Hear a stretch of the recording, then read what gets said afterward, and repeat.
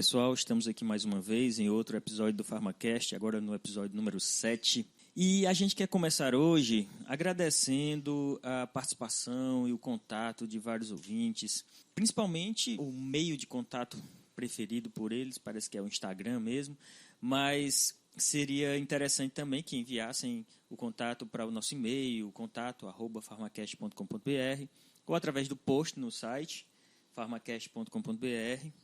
E por falar em ouvintes, eu queria agradecer aqui a um dos nossos ouvintes, o Maurício Reis, de Campina Grande, na Paraíba, que nos alertou que o site estava com um probleminha de acesso e não estava sendo possível visualizar as postagens mais antigas. Então, nós reformulamos o site. Então, por isso, obrigado, Maurício, por sua contribuição.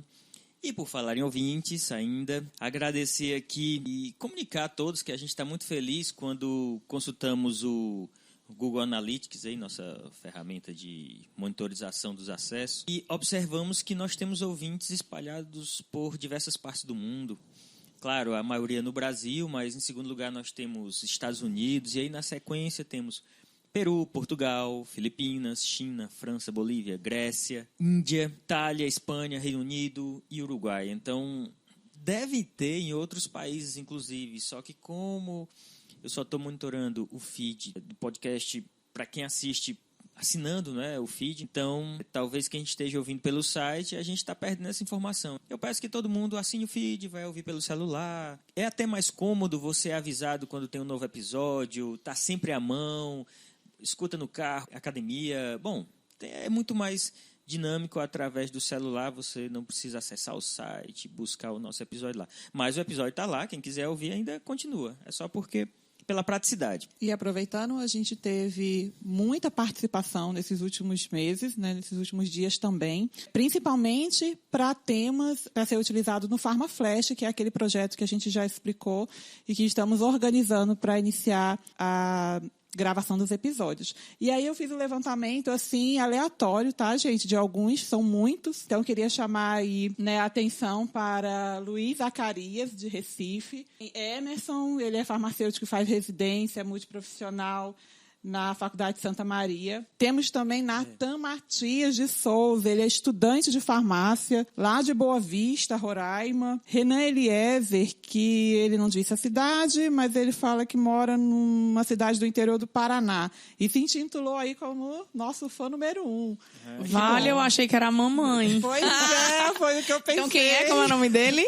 Renan Eliezer Loures. Pronto, Renan, um abraço aí, viu? Fã número 1. Achei que era a mamãe, mas é você, então. Valeu, Renan. Então, Renan, ele mandou uma mensagem aí, tanto no nosso Face como no Instagram. Disse que está ouvindo nossos episódios aí já pela terceira vez. Fez aquela cobrança básica pra gente publicar mais vezes, né? A gente tá aí nesse ritmo, gente, de estar liberando no dia 20 de cada mês, porque é a forma como a gente está conseguindo se organizar para gravar. Mas essa proposta do PharmaFlash é exatamente para a gente ter depois episódios mais curtinhos e conseguir liberar com uma frequência maior. Então, é só esse tempo aí da gente se programar. Não queria falar, não, mas vida de professor, acho que vocês já ouviram como é que é, a correria, né?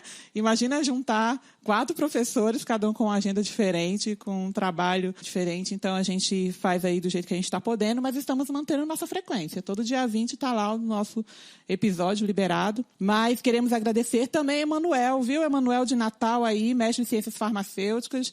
Também recebi a sua mensagem e de tantos outros. A cada episódio a gente vai aí falando sobre alguns ouvintes. Continuem mandando, que a gente vai se comunicando por aqui também. Bom, tem algumas postagens também no post, um pessoal que vem lá agradecendo ou parabenizando pelos episódios já há algum tempo, desde o comecinho, desde o primeiro episódio, como Samuel Soares, a Cláudia Lopes, a Natália Minelli, o Flávio Queiroz, a Daniele Sampaio, a Alessandra Matos, são tantos, e aí ao longo desses anos, desses episódios, aliás, anos ainda não, mas logo a gente chega lá.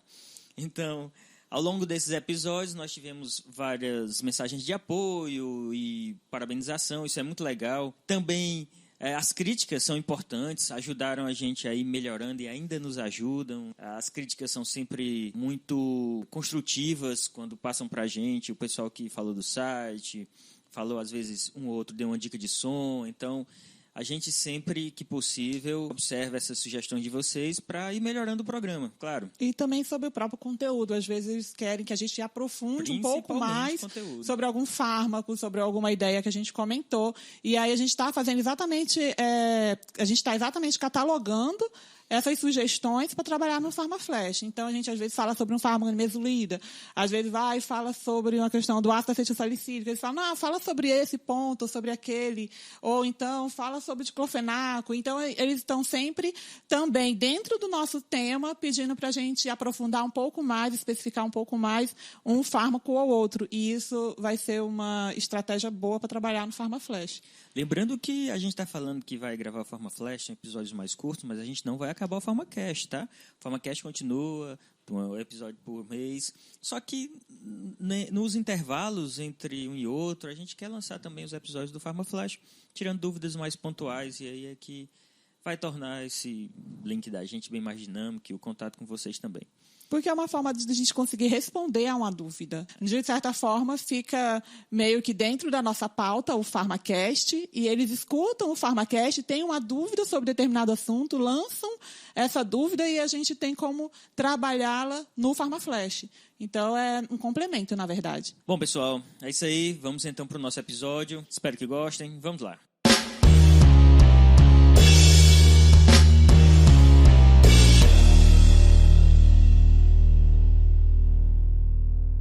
Com base nas respostas dos vários órgãos efetores aos impulsos nervosos autônomos e a partir do conhecimento do tônus autônomo intrínseco, podem-se prever as ações dos fármacos que mimetizam ou inibem as ações desses nervos.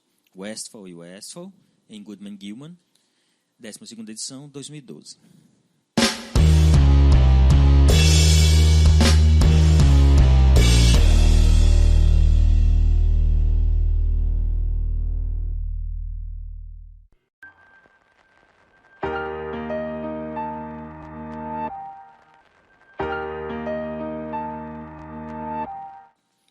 Olá, pessoal. Então, como eu já disse, estamos aqui no episódio 07.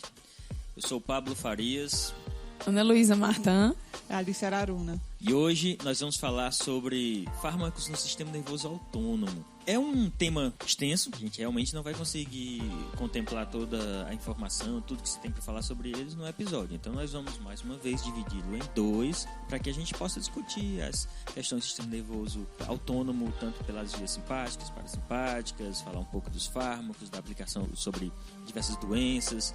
Então, quando se entende o sistema nervoso autônomo, você entende muitas doenças que aparecem no nosso corpo.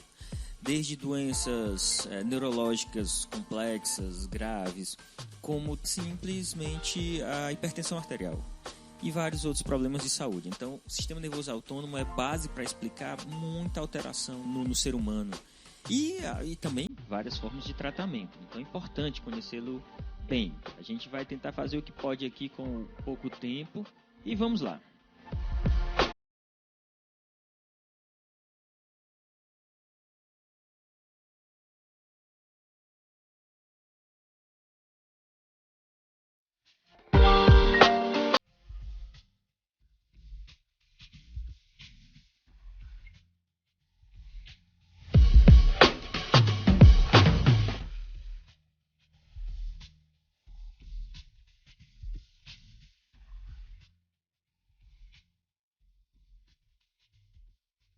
Como não pode ser diferente, a gente começa conversando um pouquinho sobre a descoberta em torno do sistema nervoso autônomo, que já foi anteriormente, no início das suas pesquisas que vieram lá no iniciozinho do século XX. Esse sistema chegou a ser chamado de sistema nervoso vegetativo e só posteriormente passou a ser denominado sistema nervoso autônomo. Temos vários pesquisadores que participaram no início desses estudos, como William Bayes, Ernest Starling, o Dale, muito conhecido aí, e o T.R. Elliott.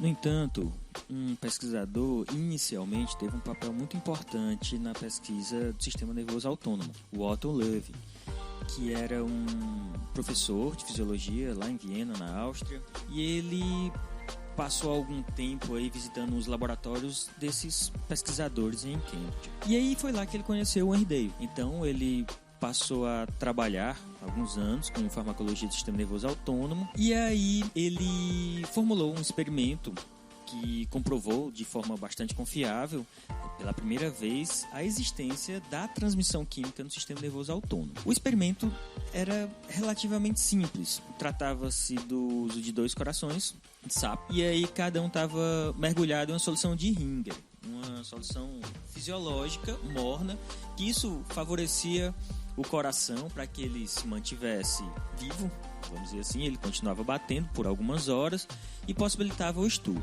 Então, inicialmente, ele gerou estímulos em um coração através do nervo vago. E aí, esse coração, vamos chamar de, como ele chamou, coração D, coração R. No coração R, por exemplo, deu um estímulo no nervo vago. E aí, esse estímulo no nervo vago causou uma inibição forte na contração do coração. O segundo coração tinha efeito, obviamente, até o momento em que ele ligou os 2 corações. Então, quando ele estimulava o primeiro coração, posteriormente o segundo coração passava a ter o mesmo efeito. Então ele pensou, olha, quando eu estimulo esse primeiro coração, deve ter alguma substância que esse coração vai liberar, que aí está sendo agora migrada para o outro, e o outro passa a ter o mesmo efeito inibitório. Como ele não sabia exatamente que substância ela era essa, ele denominou de vagostoff, que significa substância vagal. Então, claro, ninguém sabia que era acetilcolina, mas mesmo assim ele tinha uma grande suspeita de que era ela. Ele tinha, na verdade, a suspeita que era um derivado de colina, mas não sabia qual era. Isso. Então, ele refez o experimento. Fez a mesma preparação, usou os 2 corações. Agora, ele estimulou nervos ganglionares no primeiro coração, do mesmo jeito que fez antes com o nervo vago, só que agora estimulou nervos ganglionares nesse coração. E o que aconteceu foi uma aceleração dos batimentos cardíacos. Então, ele resolveu chamar essa substância, que provavelmente estava sendo liberada, de acelerantstoff, que é a substância acelerante. Ele, claro, também foi o responsável pelo termo que referenciava essa substância, esse processo, como transmissão neurohumoral. Barata, meu amor, barata ali embaixo. Suzana, mata! Mata! Suzana, mata! Suzana é muito grande! Que barata grande é essa? Eu mandei detetizar a casa, Suzana, tem nem um mês! É voadora, Suzana! Bom, mas antes da gente continuar aqui com a conversa, vamos só entender o que é sistema nervoso, que a gente fala tanto. Na verdade, sistema nervoso é um conjunto de nervos que sai de algum lugar e chega em algum lugar. Né? A gente podia meio que fazer um paralelo, como se fosse uma estrada que sai de um canto e chega em outro local e que comunica esses lugares. E essa comunicação vai acontecer através de neurotransmissores. Então, seria o carro que levaria uma pessoa de um lugar para outro lugar.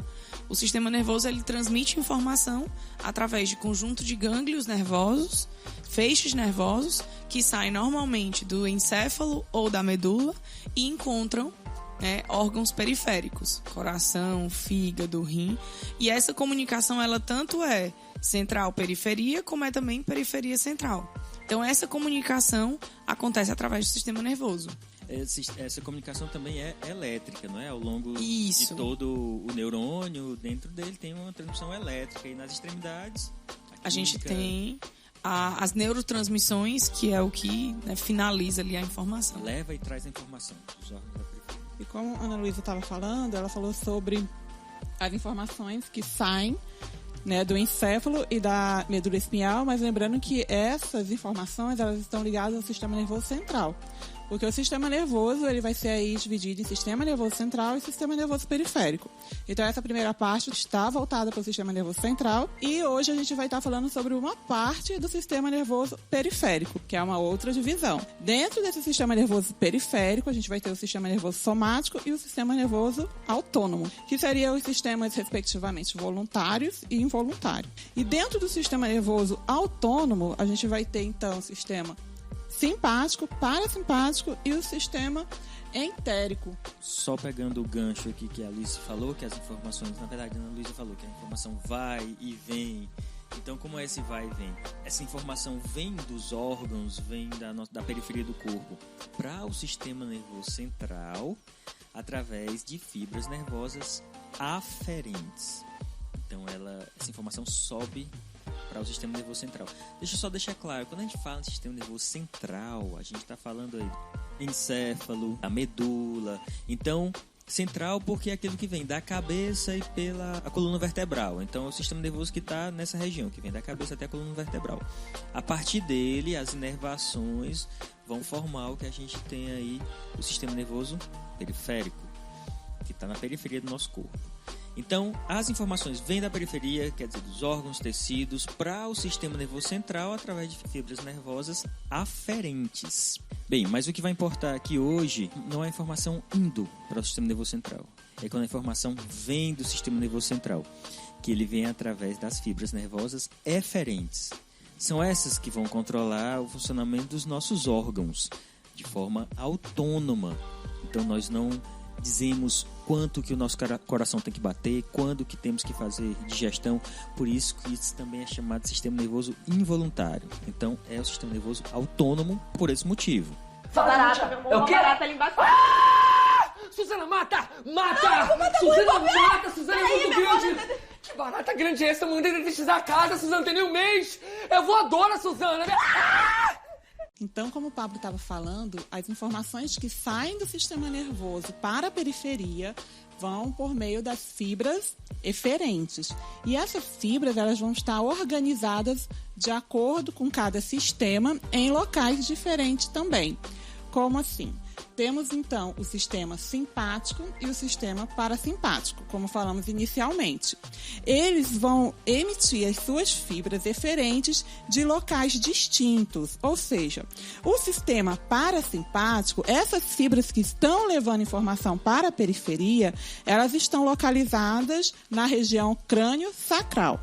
Enquanto que no sistema simpático, as fibras eferentes que são emitidas por ele saem da região tórax-lombar.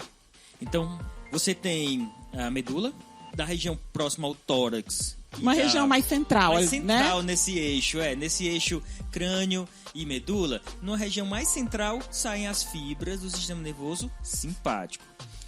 E de uma região superior, que é a cranial, e da região mais inferior, que é a sacral, lá do sacro, presta atenção, saem as fibras nervosas do sistema parasimpático.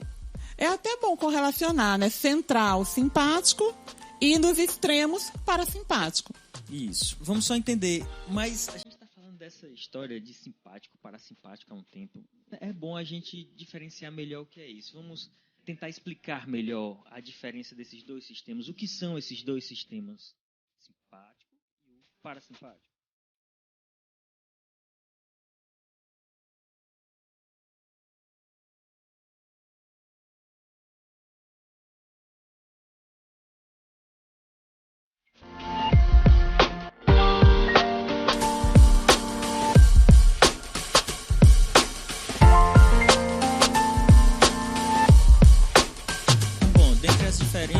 A primeira, a gente pode falar da anatomia dos neurônios, propriamente dito. Então, nós temos o sistema nervoso simpático e parasimpático, que tem uma sutil diferença. No sistema nervoso simpático, ambos, na verdade, tanto parasimpático como simpático, vêm lá do sistema nervoso central para a periferia, quer dizer, para um órgão, e essa informação vem através de dois neurônios. Um neurônio vem lá do sistema nervoso central, comunica a informação para o outro e esse vai comunicar ao órgão. Só que existe uma diferença anatômica dos dois sistemas. No simpático, a primeira fibra é curtinha, ela é menor. Já a segunda fibra nervosa é maior, mais extensa. Mais à frente, nós vamos explicar um sistema conhecido para quem está estudando farmacologia, que é o chamado sistema luta e fuga, e vai ficar mais claro o motivo da primeira ser mais curta e a segunda ser mais longa no simpático. Já o parasimpático é o contrário. Então, o sistema nervoso autônomo, pela via parasimpática, tem a primeira fibra nervosa é mais longa e a segunda é mais curtinha. Muitas vezes já praticamente dentro do órgão, às vezes.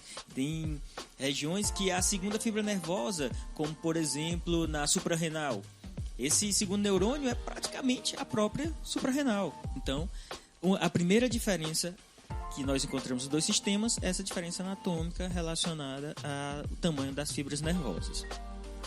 Só uma curiosidade, apesar de a gente não estar falando do sistema somático, é interessante dizer que nele existe uma única fibra. Isso. Né? Então, dentro do sistema autônomo, a gente tem essa diferença entre o simpático e o parasimpático, mas ambos apresentam duas fibras, uma pré-ganglionar e uma pós-ganglionar. E se a gente for comparar essa característica com o sistema somático, se diferencia ainda mais, porque no somático apresenta-se apenas uma fibra que sai direto do sistema nervoso central para o órgão efetor. Que é a musculatura esquelética. Isso. Então, é importante isso daí. Então, o sistema nervoso somático é aquele que nós controlamos voluntariamente. Então, vocês estão se movimentando aí via sistema nervoso somático. E os seus órgãos estão funcionando voluntariamente, sem você precisar controlar, através do sistema nervoso autônomo, que é controlado por duas fibras, e o somático, apenas uma fibra nervosa.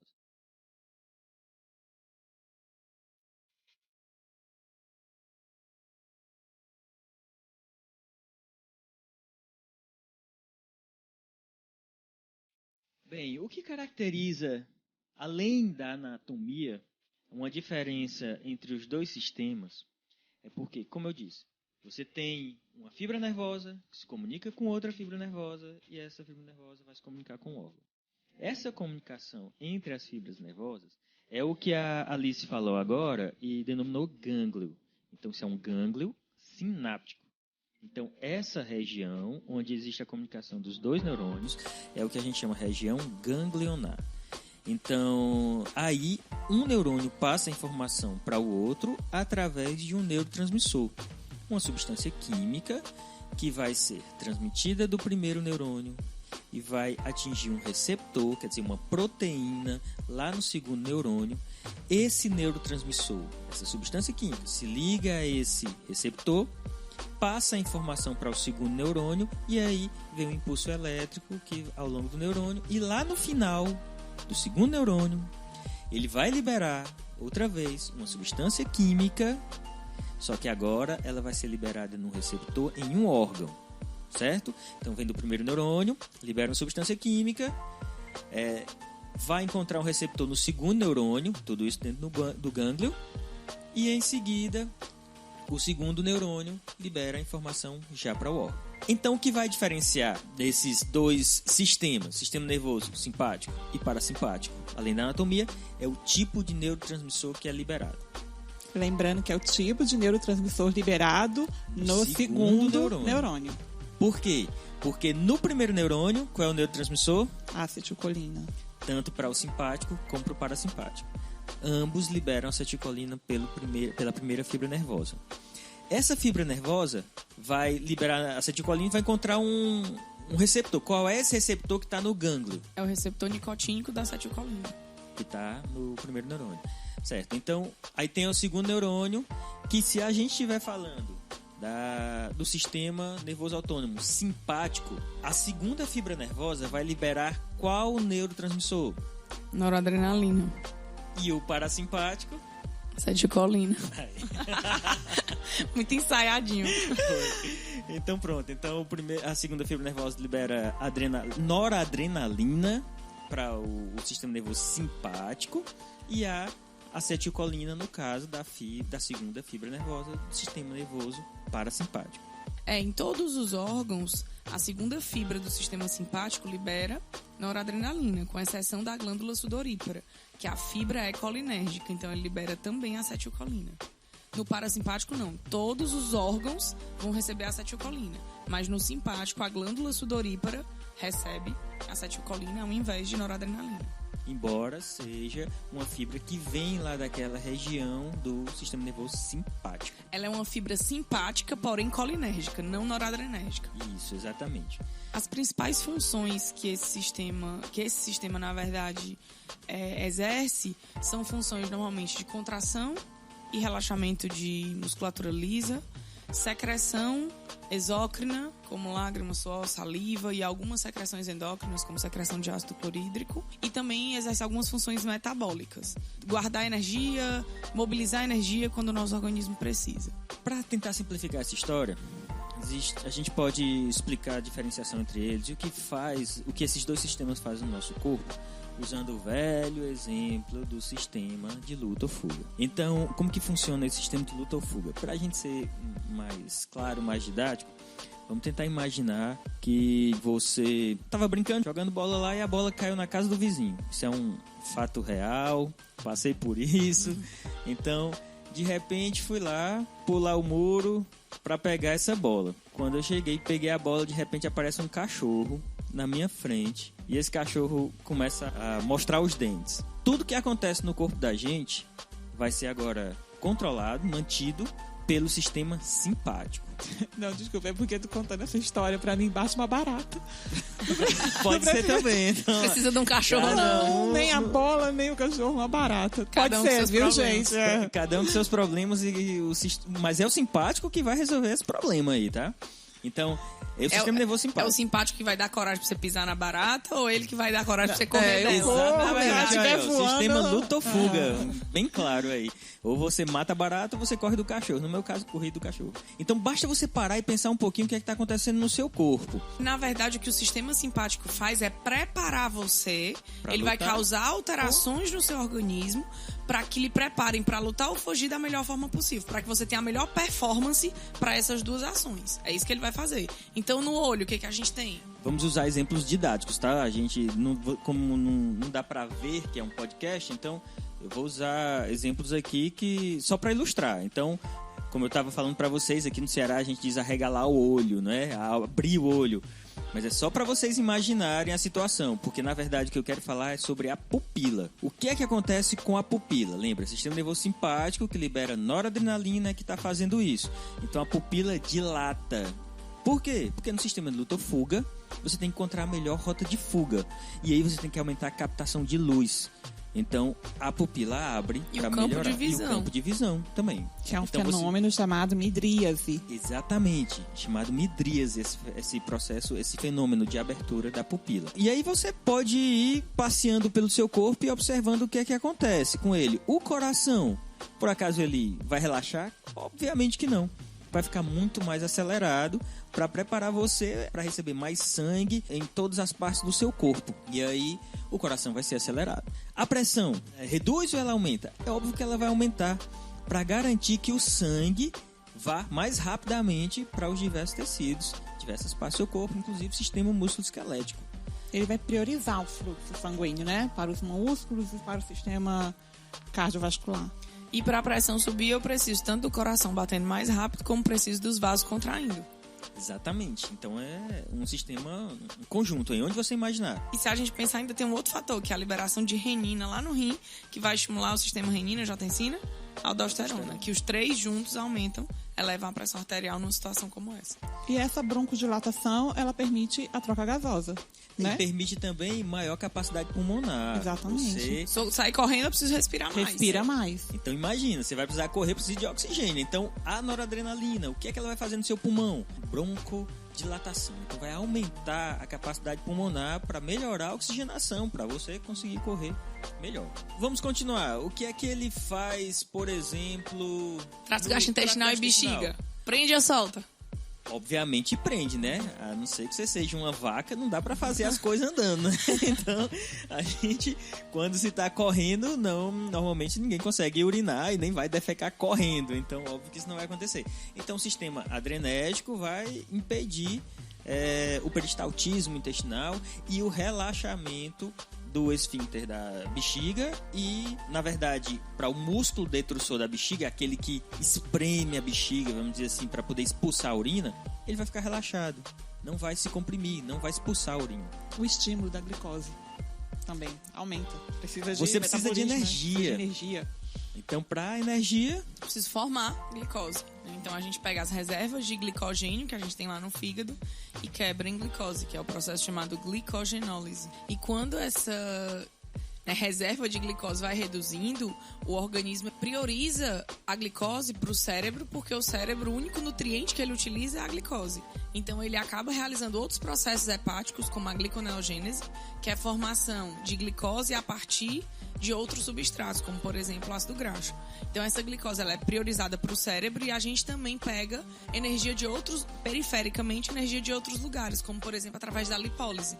Então, os meus adipócitos, que estão cheios de triglicerídeo, eles vão ser quebrados e vão ser liberados ácidos graxos, que são moléculas menores, que eu consigo aproveitar com maior rapidez, com maior facilidade. Como ela está dizendo, outros órgãos, outras células do nosso corpo conseguem aproveitar outras fontes de energia. Mas o cérebro, só glicose. Por isso que é imprescindível mobilizar o máximo possível de glicose no nosso corpo para o sistema nervoso central, para o cérebro. Por isso que quando a gente tem hipoglicemia, a gente desmaia. Porque o cérebro só funciona à base de glicose. Acaba entrando em coma, que é até um mecanismo de defesa para reduzir o metabolismo e aí... Bom, mas isso é outro processo, outra discussão. Vamos voltar aqui para o nosso sistema de luta ou fuga.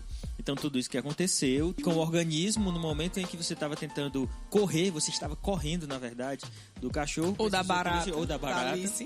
Desse sistema, precisou do apoio do sistema nervoso simpático. Faltaram duas coisinhas. Sair correndo, a gente começa a suar, então começa a haver uma secreção das glândulas sudoríparas. O que é interessante para explicar é que glândulas normalmente são controladas por que sistema? Sistema parasimpático. Secreção de saliva, de ácido clorídrico, de lágrima, é tudo parasimpático. Então essas glândulas, pela via do sistema nervoso parasimpático, liberam esses componentes onde for necessário. Só que nesse caso a gente está falando do suor. O suor também é liberado por glândulas. Só que aí a liberação desse suor vem mediante efeito do sistema nervoso simpático. Porém, é acetilcolina. Então Então, quem regula a secreção exócrina da gente é a acetilcolina. Na maioria dos casos, por fibras parasimpáticas, mas no caso do suor, por fibra simpática. O que é interessante porque se é preciso correr, se você vai acelerar tanto o metabolismo e tudo isso é controlado pelo sistema nervoso simpático, se o suor fosse controlado pelo sistema nervoso parasimpático, nós talvez tivéssemos um superaquecimento do nosso corpo. Então, qual é a forma de resfriar o nosso corpo? Suar. Ajuda a eliminar calor. Então, como nós estamos mediante efeito do sistema nervoso simpático, o corpo da gente, aí eu não vou discutir se é uma questão adaptativa, isso aí vai uma questão de evolução, isso é outro momento, não sei te dizer isso. Já entendeu mas, que exceções são necessárias. É mais ou menos isso. Exceções são necessárias. E ele diz, olha, eu preciso resfriar o corpo. Então, glândula sudorípara recebe acetilcolina por via simpática, mas mesmo assim é acetilcolina. São fios colinérgicas. É uma fibra que vem do sistema simpático, mas ainda assim libera acetilcolina. Barata, meu amor, É o quê? barata ali embaixo. Suzana, mata! Mata! Suzana, mata! Suzana é muito grande! Que barata grande é essa? Mandei detetizar a casa, Suzana, tem nem um mês! É voadora, Suzana! A gente conseguiu, heroicamente, fugir desse cachorro. E aí, agora, desistimos até do jogo. Fomos pra casa, agora, depois do susto. E aí você vai e se deita em casa. Aí diz, eu vou relaxar, vou aproveitar, vou pedir uma pizza. Então, vou comer também. Então, nesse momento, o sistema nervoso simpático vai começar a relaxar. Começar não, ele já vem há algum tempo, até você chegar em casa. Ele vai reduzir a atividade. E aí você vai ter estímulos, sistema nervoso parasimpático. Até de uma forma compensatória mesmo. Compensatória e também pelo quadro que a gente está descrevendo, né? Pelo estado de espírito, isso, né? Exatamente. Que é de repouso. Alimentação, então tudo isso você vai precisar do sistema nervoso parasimpático. Então, de forma didática, tá? Vamos pensar de forma didática, quando você pensa o que o sistema nervoso simpático faz em um órgão, o parasimpático normalmente faz o contrário. Lembrando que a gente não pode dizer que esses sistemas são contrários, porque existem inervações em alguns órgãos de um sistema que não existe em outro. Mas, na maioria das vezes, os efeitos são inversos. De uma forma geral, para simplificar, né, e você conseguir entender, dá para pensar assim. Tanto que lá naquela de agonista, antagonista de farmacodinâmica da gente, naquele episódio, a gente fala que a acetilcolina é antagonista fisiológica da adrenalina, porque justamente nos órgãos, elas fazem efeitos opostos. Isso, então, se você pensa aqui no coração, do sistema simpático, ele acelerou, o que é que o parasimpático faz? Quer dizer, liberando acetilcolina pela segunda fibra. Ele reduzir a frequência cardíaca, vai dar uma bradicardia, redução da frequência Porque eu não cardíaca. preciso mais minha pressão alta, eu preciso agora deitar e comer pizza. Então eu preciso que meus vasos relaxem, né? Então eu tenho um processo de vasodilatação juntamente com a bradicardia. E lembrando que o sistema parasimpático não tem inervação renal, né? Então ele não consegue estimular nem inibir a secreção de renina. E aquela midríase que aconteceu lá na dilatação da pupila, né? Agora tá assistindo um filme, né? Eu não preciso aumentar campo de visão, eu tenho que... Vai exatamente ter a contração e aí já é um processo chamado miose. Isso, vai ficar reduzidazinha a pupila, tá? E para se alimentar, lembra que quando você estava correndo, o intestino é secundário, não precisa ter movimento intestinal, o peristaltismo não precisa. Nem a urina vai ser eliminada, então não tem diurese também. Só que agora você está relaxado e aí vem aquele momento que você parou em casa e aí conseguiu agora urinar porque teve deu vontade, vai. Isso foi um estímulo de quê? Parasimpático.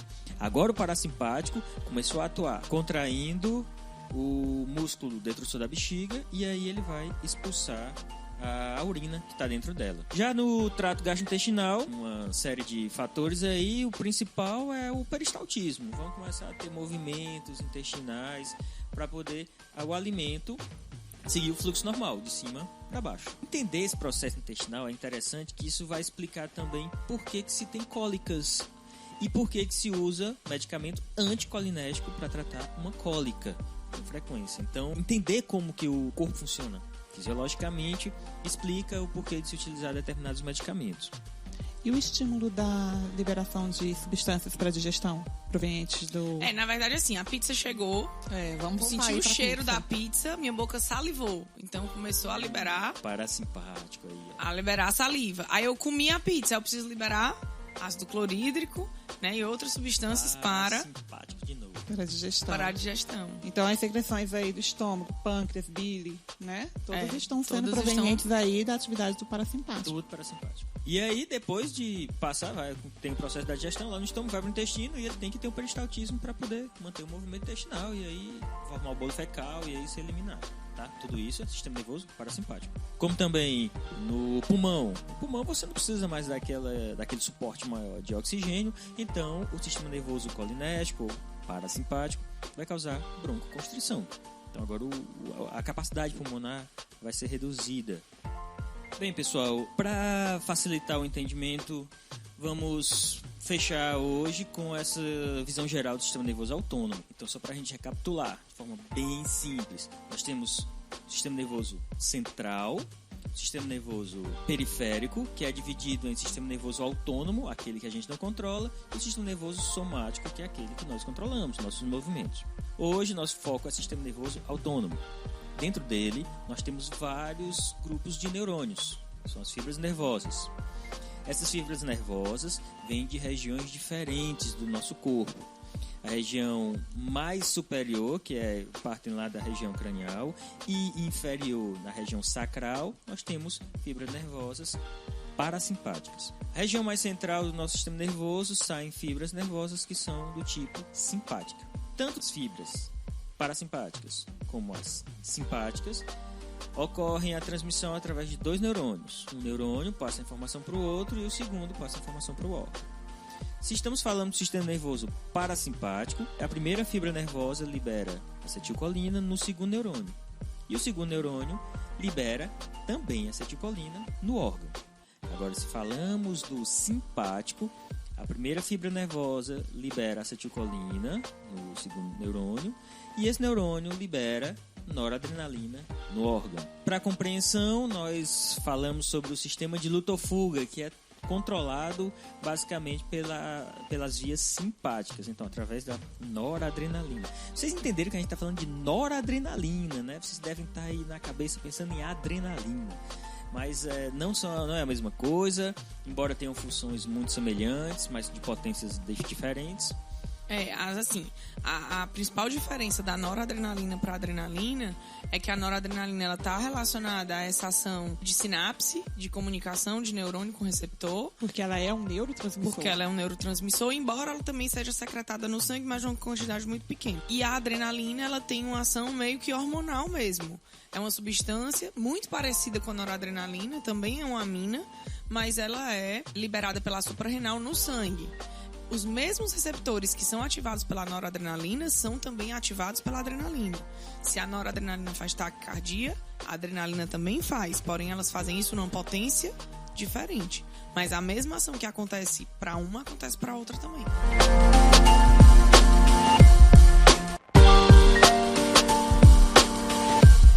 Essa ideia de que a gente tem um neurônio que faz sinapse com outro neurônio não é tão simples assim, não é só assim. Você tem um neurônio que muitas vezes faz sinapse com mais de um neurônio. Isso particularmente explica o sistema de luta-fuga.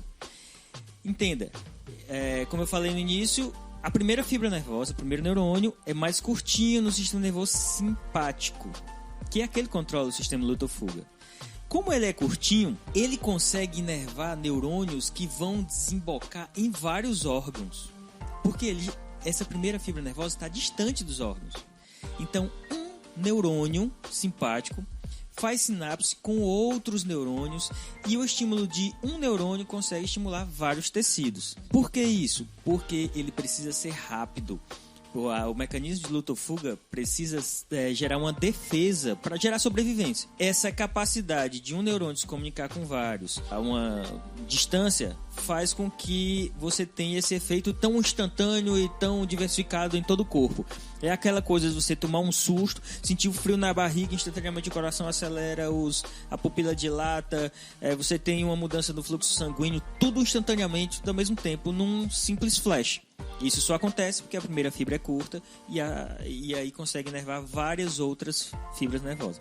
Já o parasimpático, você não precisa dessa velocidade toda. Então a primeira fibra nervosa é bem longa, chega mais perto do órgão, então ele não consegue inervar vários órgãos ao mesmo tempo. Isso explica também um pouco dessa resposta rápida e a resposta não tão rápida do parasimpático. Barata, meu amor, Eu quero... barata ali embaixo. Suzana, mata! Mata! Não, Suzana, muito mata! Suzana é Peraí, muito meu amor, grande! Que barata grande é essa? Mandei detetizar a casa, Suzana, tem nem um mês! É voadora, Suzana! Então eu acho que deve ter ficado claro agora as questões, pelo menos essas questões iniciais anátomo-fisiológicas, básicas, para explicar o funcionamento do sistema nervoso autônomo. É claro que a gente não vai parar por aqui, só por hoje.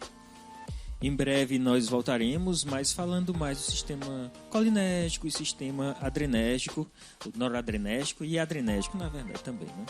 Então, e aí pode ficar mais claro e o impacto dos medicamentos nesses dois sistemas. Mas era impossível. Ou então, talvez não ficasse muito claro se a gente chegasse aqui e já falar que determinado medicamento interfere no sistema adrenérgico de tal forma. Então, nós resolvemos explicar um pouquinho como funciona o sistema nervoso autônomo, para ir dar uma base e melhorar a compreensão do que a gente vai falar mais à frente. Então, ficamos aqui por hoje, pessoal, e a gente se despede. Esperamos que tenham gostado também desse episódio e até a próxima. Tchau, pessoal. Até a próxima.